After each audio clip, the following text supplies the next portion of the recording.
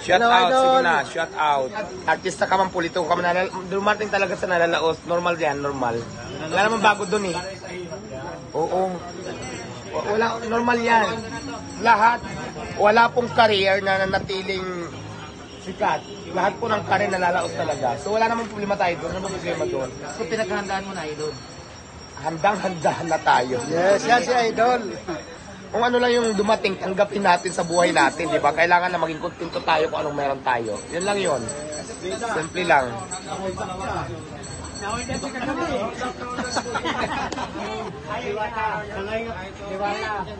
Ito na lang masasabi mo doon sa mga nagtitinda sa labas. Sabi nila, kung wala ka daw, wala daw silang pagkakakitaan.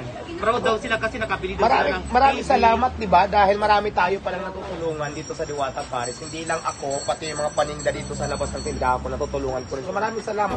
Pero siyempre kailangan din natin yung pahinga minsan. Kaya nga minsan, pag pahinga ako, hindi ako nag-picture, hindi ako nag-interview, nagtatago ako. Kasi siyempre, di ba, kailangan din natin ipahinga katawan natin dahil, di ba, tao lang naman tayo, napapagod din tayo. Eh minsan, intindihin nyo din ako kasi hindi lang naman vlogger yung hinaharap ko, hindi lang naman picture-picture. Ang iniintindi ko din talaga yung business natin, yung talagang dapat ito. Kasi naman talaga ako businessman, ako businesswoman ako. Ayan yun. Ay wala akong pakialam sa mga basher na yan. Kasi unang-una, wala naman yung maitulong sa akin na mabuti. Tama, Diwata. Hindi ko naman sila kilala para matutuhan ako. Hindi naman lang ako kilala talaga. Sa wala pag basher ka, negative ako. Wala. Parehas kami ni Madam Diwata, napakaraming basher. Nasa batang ihapon na.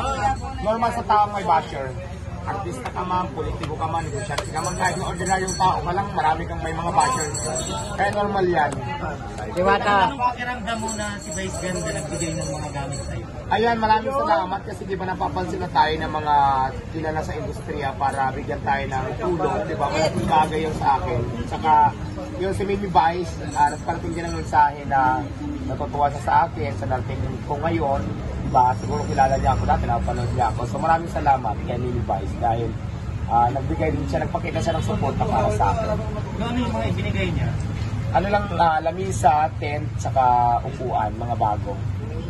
Diwata, yung mga kinikita mo rito, ano, saan napupunta yung mga... Ay kuya, personal na masyado yun. Ay siyempre naman sinabi ko, binili ko ng 2 lalaki, 3 lalaki kagabi.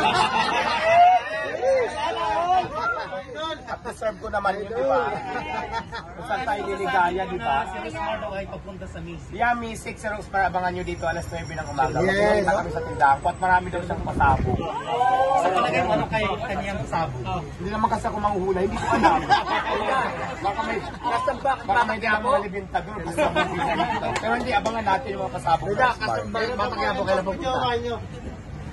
Yung iba kumakain na dito sa akin. Yan.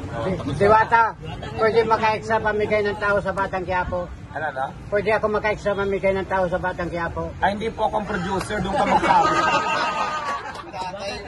Dahil wala tayong rights para magbigay ng mga extra doon kasi hindi naman ako doon yung producer ng ng show. Hindi, si Tatay Jimmy naman. Siguro si Coco Martin yung kausapin mo doon. Hindi po ba sumama lahat? Saan po? Saan sasama? Sa taping.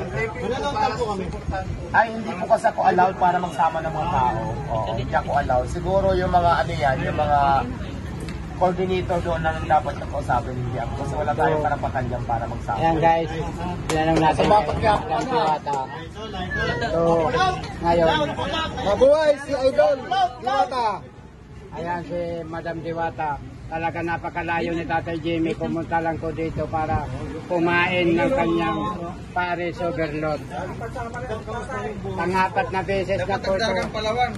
Alam mo, yung buhay ko nung saka ngayon, may konting difference na din. Kasi di ba dati kung hindi ko nabibili yung gusto ko ngayon, pag may gusto ko, nabibili ko na. So yun, kung dati ako ang tinutulungan ng ibang friend ko, ngayon ako naman yung nakakatulong sa mga kaibigan.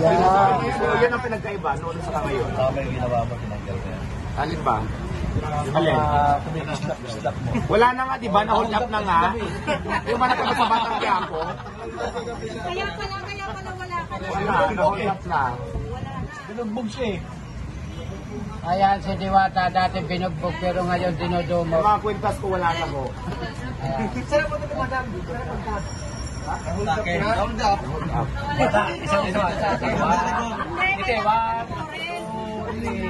Panoorin mo sa Batang Quiapo.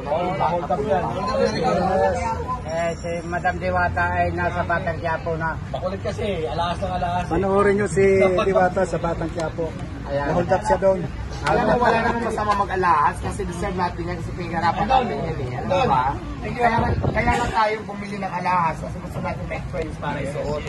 Pero kung pagbabawalan natin yung bawat isa na bumili sila sarili ng pera para isuot nilang parang sarili nila, hindi bawal yun, hindi masama yun. Masama yun sa paningin ng mata ng mga ikipera. Pero sa sarili natin, hindi yan masama. Yan, Kaya tama nga tayo yung bumili rin sa Diwata. bagay. For example, bumili tayo ng gamit. Kaya tayo bumili kasi para gamitin natin, hindi para ipagyabang. Kaya Kaya dyan kung naiyabangan kayo sa paningin, nasa inyo Inggit lang yun, inggit. Ganun lang yun, di ba? Kaya Diwata sa iyo ako. Galing ako ng Samar, pumunta ako, bumalik ako ulit dito para kumain. Nakarang araw, nakita kita nagtitinda ng taho, niluloko mo naman ako. Ilang araw na po yun. May cellphone ka po, sir? Ha? May cellphone. Wala nga eh. Papicturean ko lang sana. In case you need help, walang bayad po. Wala ka bang calling card? Nanao ako na lang ngayon. Nasa Ako sakyan po ko eh. magiging abogado mo libre po. Talaga, sige, kailangan mo.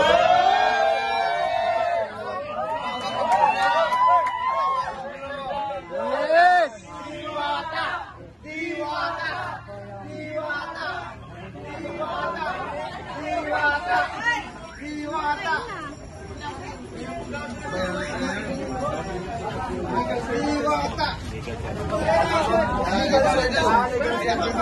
Wala pong bayad. Ito yung sa kosa po. Ang galing. Oo, free po, free. Anong pangalan? Turning.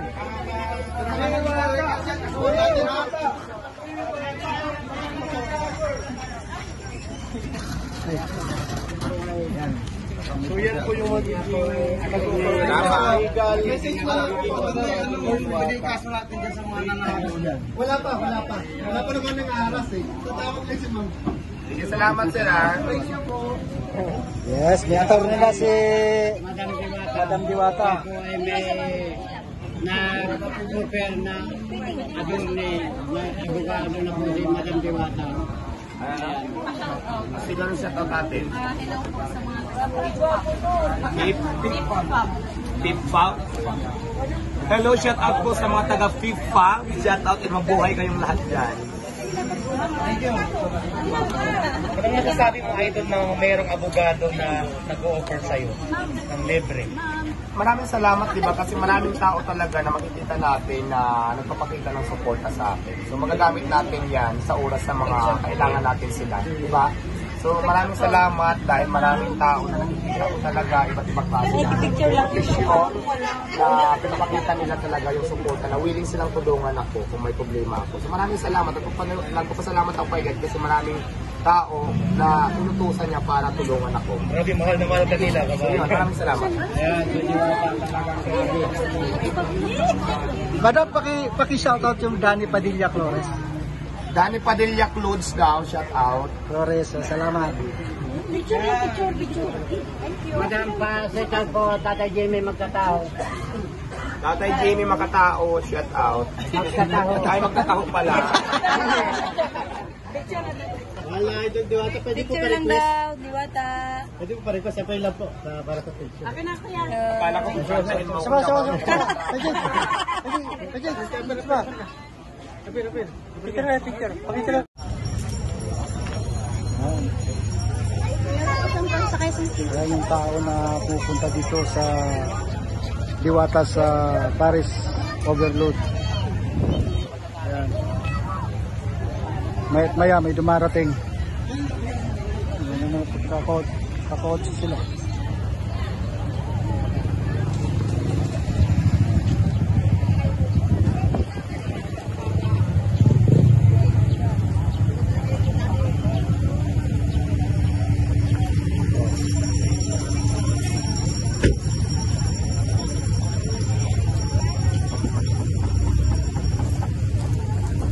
Tapos overload.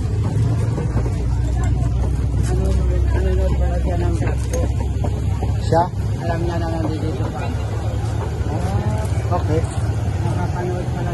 napapanood pa lang kita. Nandito ka. Alam niyo pala nandito ka.